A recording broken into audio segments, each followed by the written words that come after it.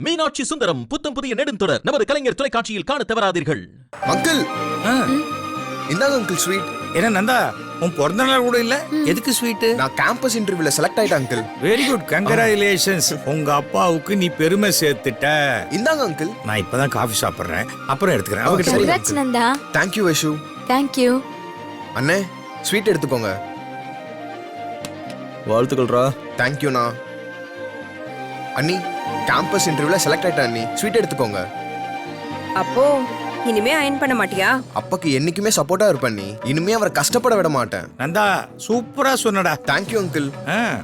அண்ணே நான் கேம்பஸ் இன்டர்வியூல செலக்ட் ஆயிட்டேனே. வாழ்த்துக்கள்ரா. இதுக்கெல்லாம் அங்கிள் தான் காரணம், அவருக்கு தான் நான் தேங்க்ஸ் சொல்லணும். எனக்கு எதுக்குடா தேங்க்ஸ் சொல்ற? அங்கிள் நான் +2 முடிச்சதுக்கு அப்புறம் என்ன கோர்ஸ் எடுக்கிறது, எந்த காலேஜ்ல போய் ஜாயின் பண்றதுன்னு தெரியாம நானும் அப்பாவும் குழப்பத்துல இருந்தப்போ நீங்க தானே வழிகாட்டுனீங்க.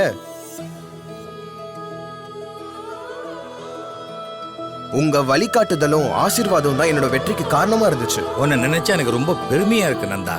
நான் உனக்கு வெறும் வழிதான் காட்டினேன், ஆனா கரெக்ட் டைரக்ஷன்ல போனது நீ.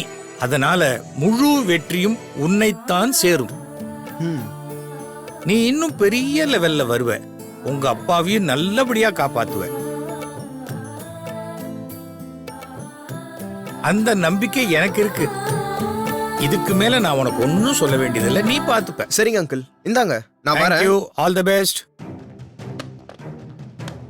அருள், நந்தனை பார்த்த இல்ல, நீயாவது என் பேச்ச கேளுப்பா, பொறுப்படலாம். என்னடா பதிலியே காணோம்? உனக்கு எத்தனை அரியர்ஸ் இருக்குன்னாவது ஞாபகம் இருக்கா? 8 பேப்பர் இருக்குப்பா. ஏய், உன்னை கேட்டாங்களா? வாய மூடு. அவளை ஏன்டா முறைக்கிற?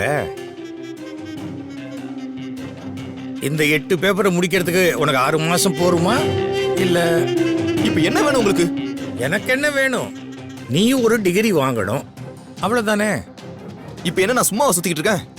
காஃபி ஷாப் போயிட்டு இருக்கேன், ஃபியூச்சர்ல காஃபி ஷாப் வச்சிருவேன். டேய், நீ படிச்சது மெக்கானிக்கல் இன்ஜினியரிங், அதுக்கு சம்பந்தமான ஒரு தொழிலுக்கு போனா புட்சாலித்தனமா இருக்கும்.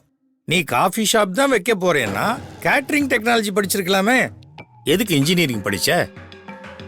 ஏன் காஃபி ஷாப் வச்சா லைஃப்ல கீழே போயிடுவாங்களா? எல்லாம் தெரிஞ்ச மாதிரியே பேசாதீங்க, கொஞ்ச நாள் ஆண்டர்பிரனரா ஆயிடுவேன். அட பாவிங்களா, இந்த வார்த்தை உங்க வாயில பாடுற பாடு இருக்கே, எங்களால தாங்கவே முடியல.